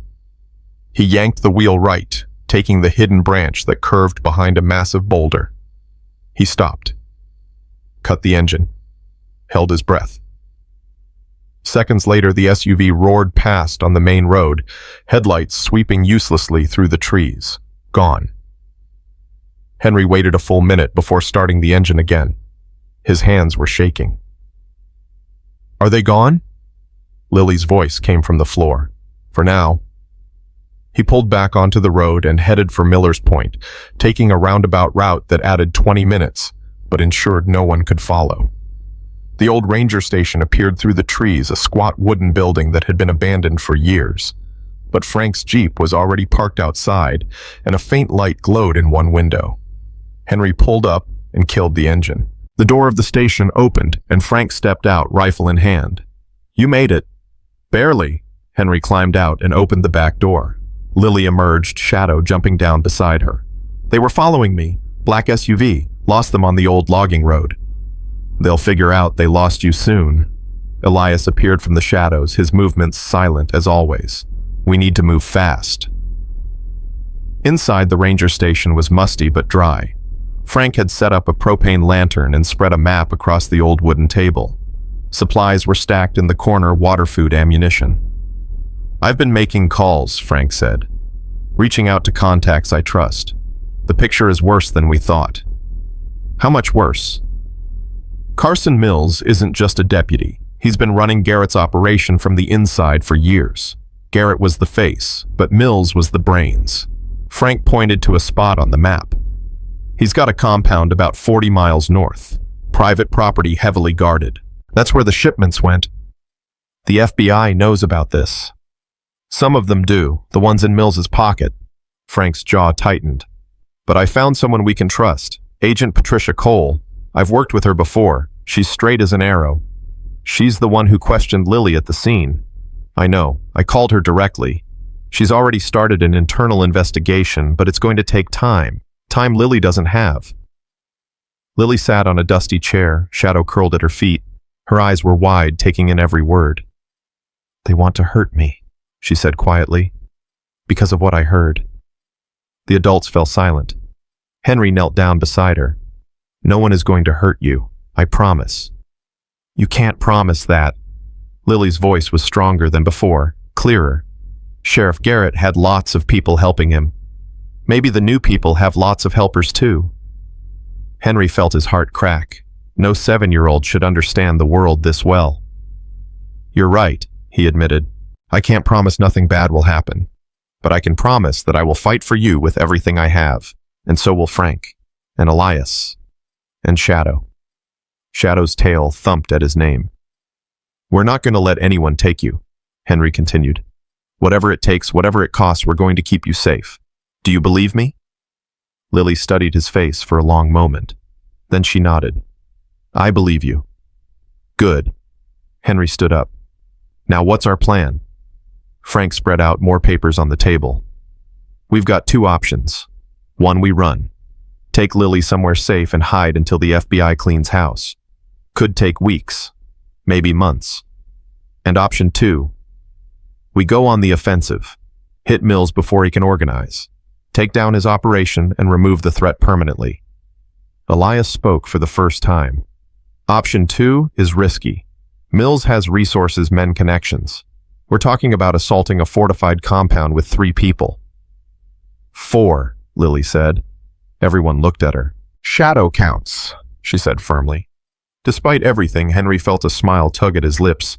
4 then. Even so, Elias continued. We're outgunned and outnumbered. The smart play is to run. Running doesn't end this, Henry said. It just delays it. Mills will keep coming. He'll keep hunting. Lily will never be safe until he's stopped. Then we stop him. Frank's voice was iron. Tonight, before he has a chance to regroup. Henry looked at his old friend. You sure about this? I didn't survive 3 tours in Afghanistan to let some corrupt piece of garbage threaten a little girl. Frank's eyes burned with cold fury. Let's end this. Elias nodded slowly. I'm in. But we need more intel. Guard positions, patrol routes, entry points. I might be able to help with that. Frank pulled out his phone. I've got a contact who does satellite surveillance for private security firms. Owes me a favor. I'll see if he can get us thermal imaging of Mills's compound. He stepped outside to make the call. Lily tugged on Henry's sleeve. Grandpa, can I help? You've helped enough, sweetheart. More than enough. But I want to do more. Her eyes were fierce, despite her exhaustion. They hurt those officers because nobody stopped them. They were going to burn them alive. If there are more bad guys, we have to stop them too. Henry felt pride and saw a war in his chest. His granddaughter, who had been silent for 2 years, was now speaking with more courage than most adults he knew. The best way you can help is to stay safe, he said gently. If something happens to you, everything we've done tonight means nothing. Do you understand? Lily looked like she wanted to argue, But finally she nodded. Good. Now try to rest. We might have a long night ahead. He guided her to a corner where old sleeping bags had been spread out. Shadow followed immediately, curling around her like a protective blanket. Frank came back inside his face grim. Got the imaging. Mills's compound has at least 12 guards on rotation, armed, professional. 12 against 4, Elias said. 3-to-1 odds. I've faced worse. So have I. Doesn't mean I enjoyed it. Henry studied the satellite images Frank had pulled up on his phone. The compound was larger than he expected, with multiple buildings surrounded by a chain-link fence, guard towers at each corner, vehicles parked near the main structure. This is a military installation, he said, not some backwoods hideout. Mills has been preparing for years. Garrett's operation was just the tip of the iceberg. Frank pointed to the largest building. This is where they process the timber. Industrial-grade equipment, worth millions. And where would Mills be? Main house probably. Northwest corner. See the building with the satellite dishes. I see it. That's his command center. If we take that, we take him. Elias traced a route on the screen. Entry through the east fence. It's the darkest approach and furthest from the guard towers. We move fast, stay low, take out sentries quietly. Once we reach the main house, Frank and I secure the perimeter while Henry goes for Mills. Why me? Because you're the one with the personal stake. Elias met his eyes. This is about your granddaughter, your fight, your finish. Henry swallowed hard. And if Mills isn't alone, then we improvise. Frank checked his watch. We leave in 2 hours. That gives us time to gear up and lets the guards settle into their overnight routines. They'll be tired, complacent. What about Lily? She stays here. Frank gestured around the ranger station. This place has been abandoned for years. Nobody knows about it. She'll be safe with Shadow until we get back. Henry looked toward the corner where Lily lay curled up with her dog. Her eyes were closed, but he could tell she wasn't sleeping. I don't like leaving her alone. Neither do I, but we don't have a choice. Henry walked over and knelt beside his granddaughter. Her eyes opened immediately. You're leaving, she said. Not a question. I have to. The bad men who threatened you. We need to stop them. I know. Her small hand reached out and gripped his. Be careful, Grandpa. I will. Promise you'll come back. Henry's throat tightened. I promise. She pulled him into a hug, her thin arms surprisingly strong. Shadow whined softly, pushing his nose against their joined hands. I love you, Lily whispered. I love you too, sweetheart. More than anything in this world. He held her for a long moment, memorizing the feeling of her small body against his. Then he stood up. Shadow, protect her. The dog's amber eyes met his with perfect understanding. Henry turned and walked toward the door where Frank and Elias were waiting. He didn't look back. If he looked back, he might not be able to leave. They loaded into Frank's Jeep and pulled away from the ranger station. The night swallowed them whole. Behind them, Lily watched through the window until the taillights disappeared into the darkness. Then she sat down on the floor beside Shadow and began to wait. The drive to Mills's compound took 45 minutes on back roads. Frank drove without headlights for the last mile, navigating by moonlight and memory. They parked in a dense thicket of trees and approached on foot. The fence appeared through the darkness, chain link, topped with barbed wire. Beyond it, floodlights illuminated patches of the compound, leaving deep shadows in between. 2 guards at the east gate, Elias whispered. 30 yards spacing. I'll take the one on the left. Frank nodded. I've got the right. They moved like ghosts, decades of training guiding their steps. Henry followed, his heart pounding in his chest. Elias reached his target first. A blur of motion, a muffled grunt, and the guard crumpled silently to the ground. Frank's takedown was equally efficient. Within seconds, both guards were unconscious, their weapons confiscated. Clear, Frank whispered. Move. They cut through the fence and slipped inside. The compound was quieter than Henry expected. Most of the activity seemed concentrated around the processing building, where the sounds of machinery hummed in the night. Main house is straight ahead, Frank said. 200 yards. They moved from shadow to shadow, avoiding the pools of light from the floodlights. Henry's pulse thundered in his ears. They were halfway to the main house when the alarm went off. Sirens screamed. Floodlights blazed to life, turning night into day. Voices shouted. Boots pounded against gravel. "They know we're here!" Elias dropped to one knee, rifle raised. "Contact north side!" Gunfire erupted. Henry dove behind a stack of crates, bullets pinging off the metal around him. Frank was beside him, returning fire with controlled bursts. "How did they know?" Henry shouted over the chaos. "Doesn't matter. We need to move." More guards were pouring out of the buildings surrounding them. They were outnumbered, outgunned, and completely exposed. Then Henry saw him. Carson Mills stood on the porch of the main house, watching the firefight with cold amusement. He was younger than Henry expected, maybe mid-40s, with slicked-back hair and a face that belonged on a politician. He wore a tailored suit despite the late hour, as if he had been expecting company. Their eyes met across the chaos. Mills smiled, and in that moment Henry knew. This was a trap. They had been expected, lured here. Someone had betrayed them. Mills raised a radio to his lips and spoke. Even from this distance, Henry could read the words. "Take them alive. I want to know who talked." The guards changed tactics immediately.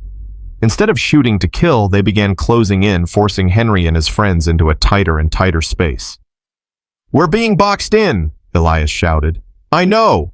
Frank fired twice more, dropping a guard, but 3 more took his place. "We need an exit." Henry looked around desperately. The fence was behind them, but more guards were streaming in from that direction. The processing building was to their left, a massive structure with a massive structure full of industrial equipment and barrels, lots of barrels. "Frank," Henry pointed. "The processing building, are those fuel barrels?" Frank looked. His eyes widened. "Diesel, for the generators. If we hit those, the whole building goes up." Frank's face hardened, along with anyone inside. "Are there workers in there?" "At this hour, unlikely. Mills runs a skeleton crew overnight. It wasn't a guarantee, but it was a chance." Henry raised his pistol and aimed at the nearest barrel. "Cover your ears!" He fired. The barrel didn't explode, not immediately, but the bullet punched through the metal and diesel began streaming onto the floor. He fired again and again. More barrels ruptured, pooling fuel across the concrete. Mills realized what was happening. His smile vanished. "Stop him! Stop him now!" Guards rushed toward the processing building, but it was too late. Henry grabbed a flare from Frank's vest, struck it against the ground, and threw. The world turned white. The explosion knocked Henry off his feet. Heat washed over him like a tidal wave. Secondary explosions ripped through the processing building, sending debris raining across the compound.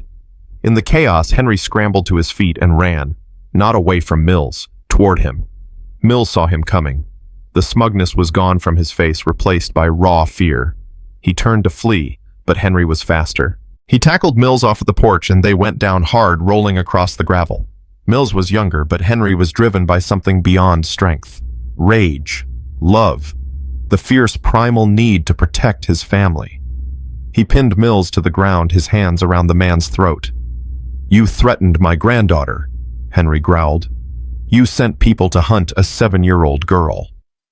Mills clawed at his hands, gasping for air. You don't understand. It's bigger than me.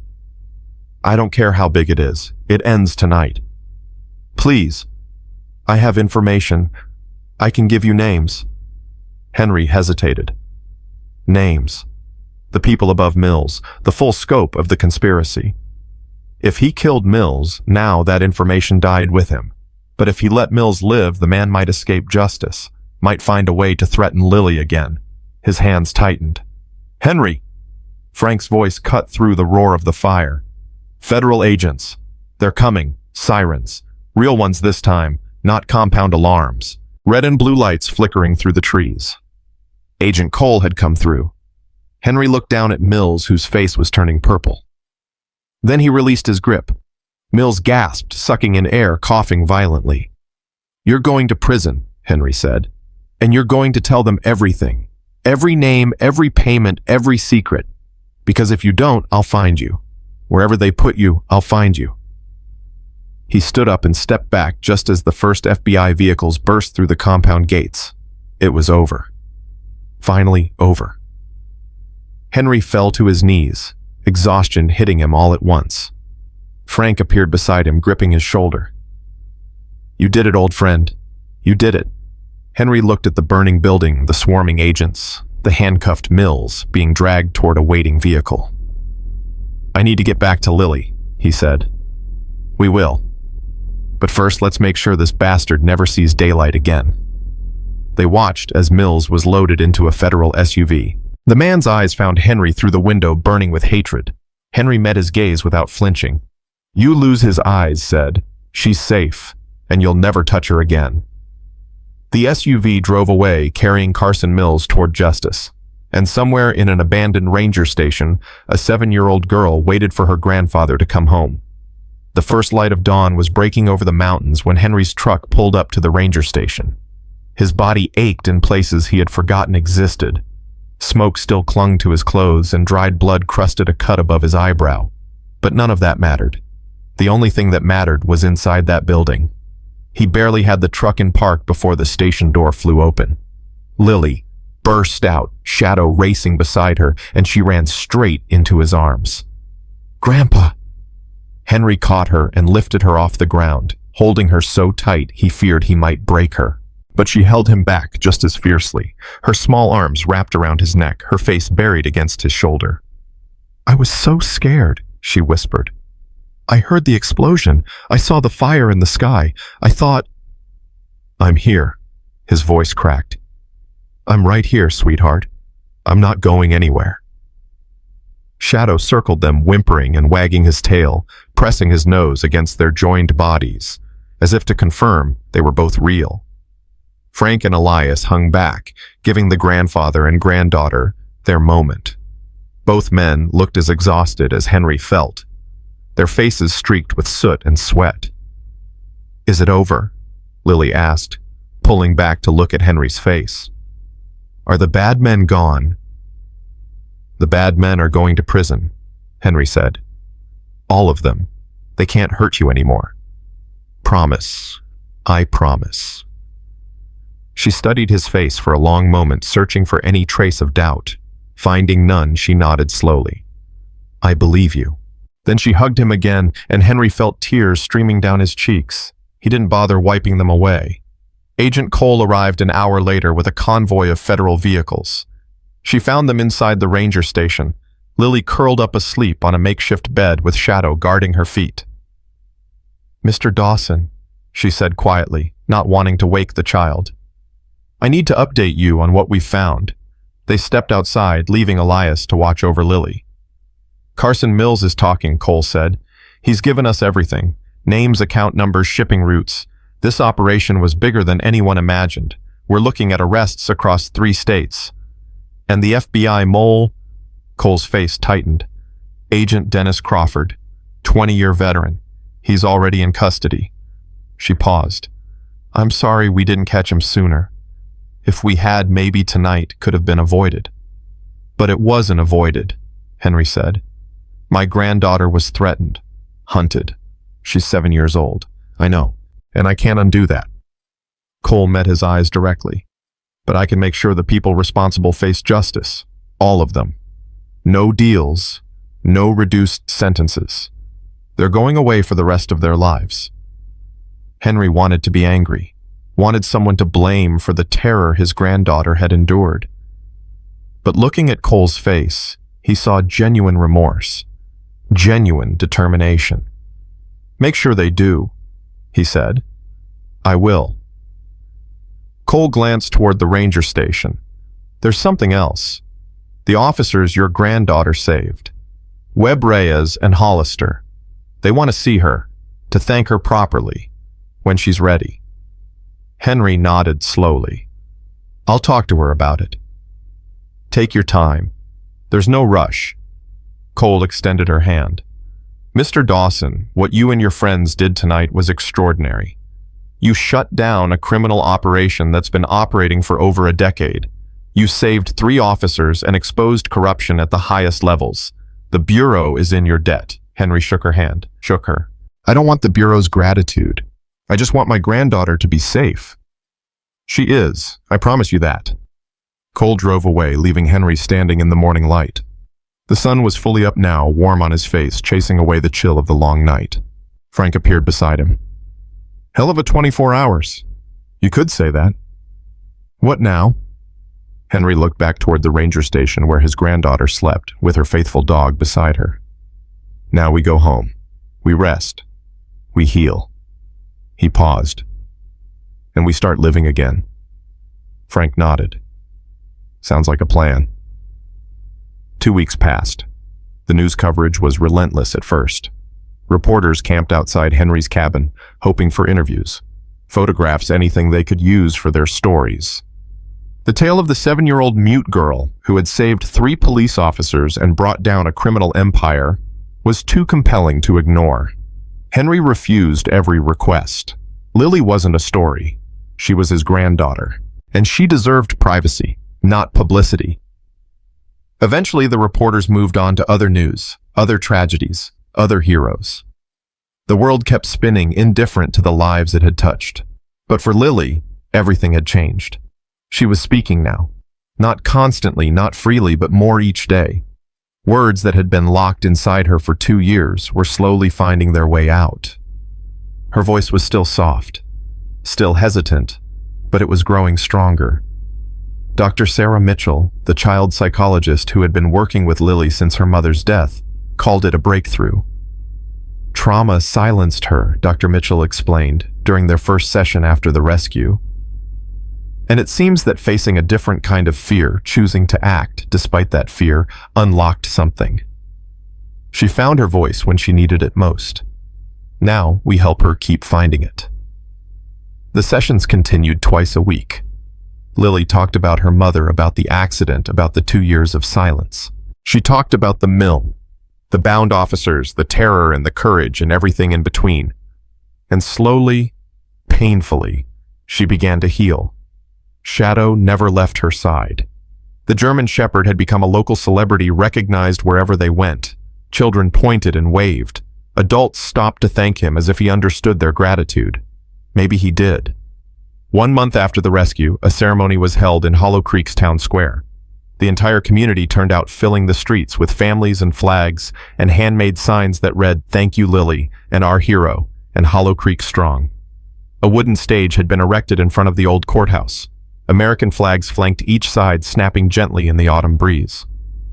Folding chairs stretched in rows across the square, every one of them filled. Henry held Lily's hand as they walked toward the stage. She wore a blue dress that had belonged to her mother, carefully altered to fit her small frame. Shadow walked on her other side, his coat freshly brushed, a new collar around his neck. "There are so many people," Lily whispered. "They're here for you, sweetheart." "I don't know what to say." "You don't have to say anything, just be yourself." They climbed the stage steps.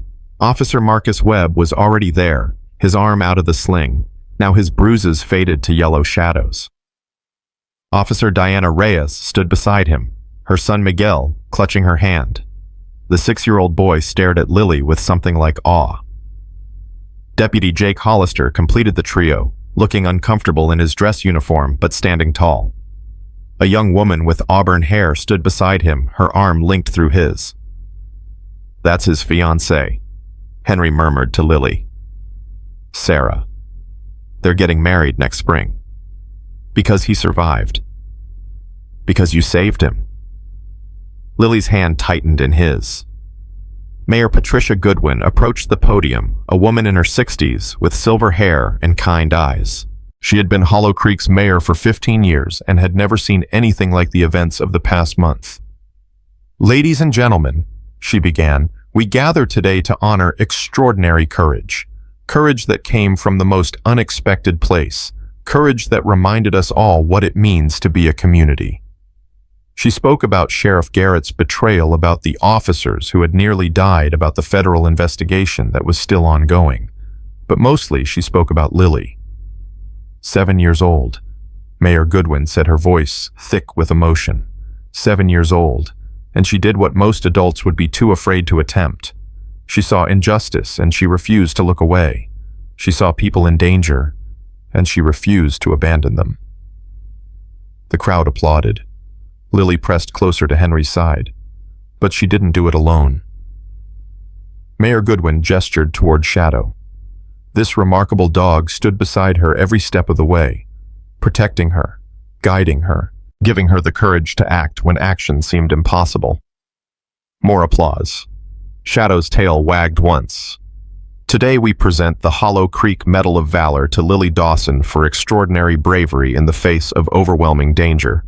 And we present the K9 Hero Award to Shadow for service above and beyond the call of duty. Officer Webb stepped forward carrying 2 velvet boxes. He opened the first and removed a silver medal on a blue ribbon. Lily, he said, his voice carrying across the silent square. You saved my life. You saved Diana's life. You saved Jake's life. I've been a police officer for 20 years, and I have never met anyone braver than you. He placed the medal around her neck. It hung against her chest, gleaming in the sunlight. Lily looked down at it, then up at Webb. Thank you, she whispered. No. Webb's eyes glistened. Thank you.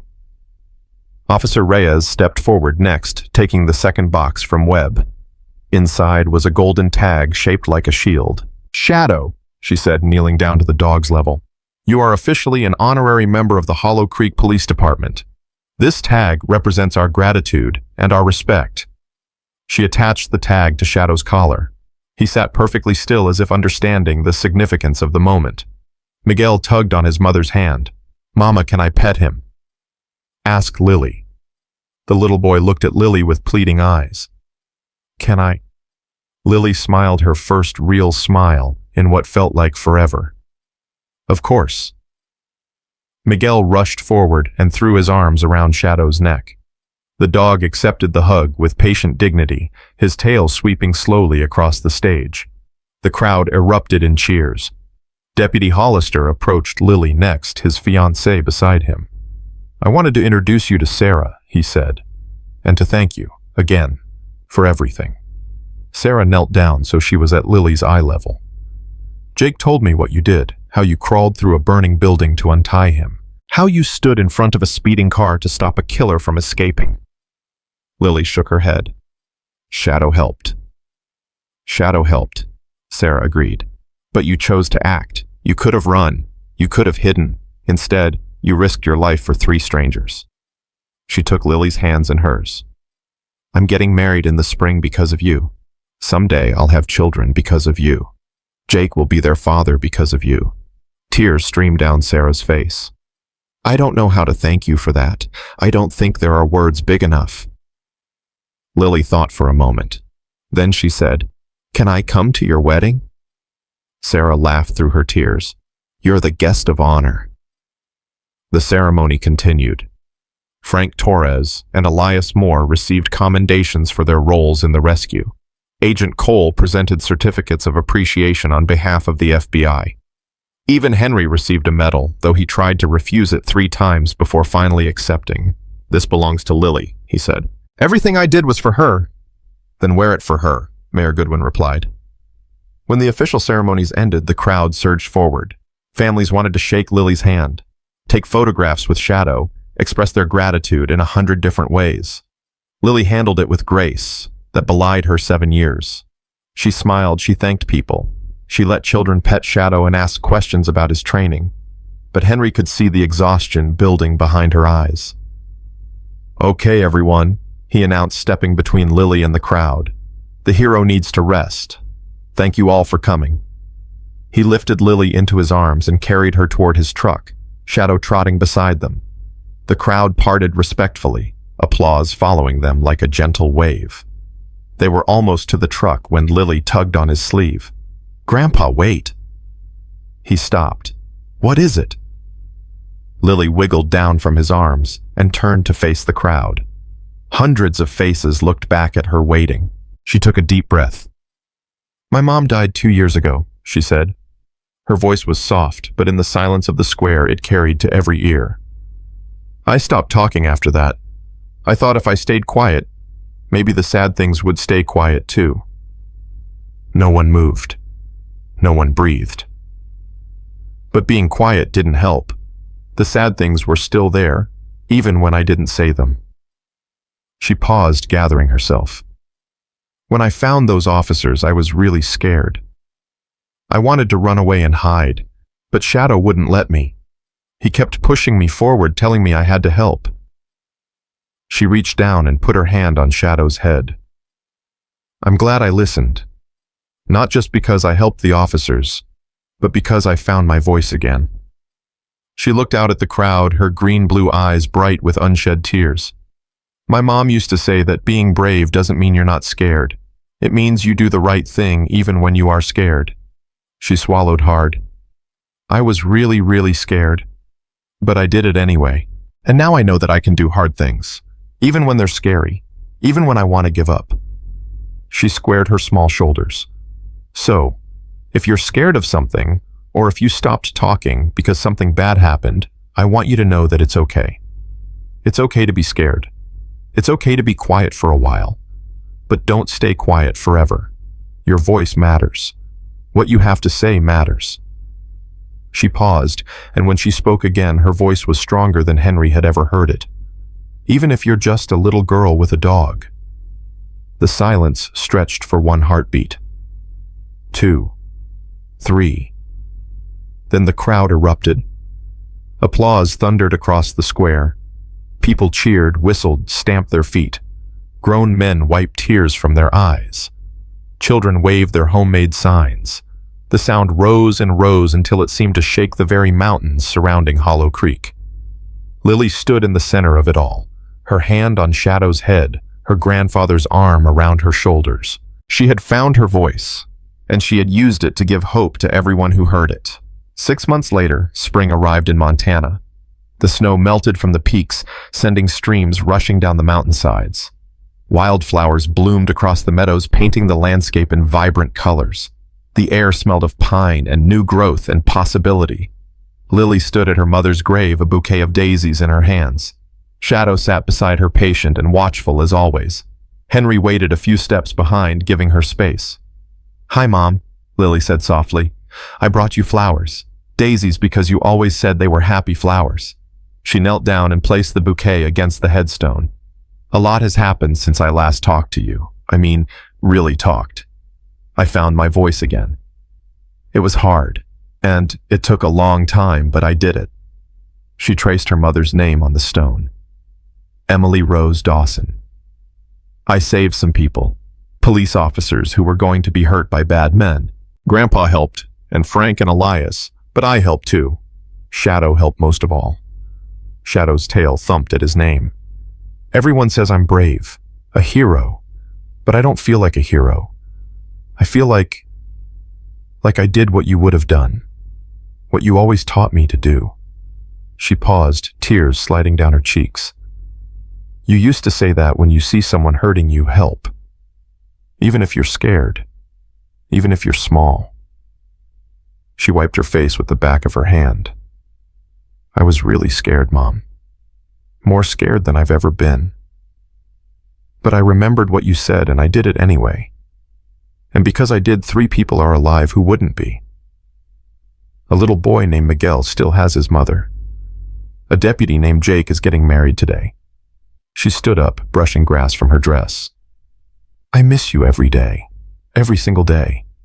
But I'm not going to be quiet anymore. You gave me my voice and I'm going to use it. To help people.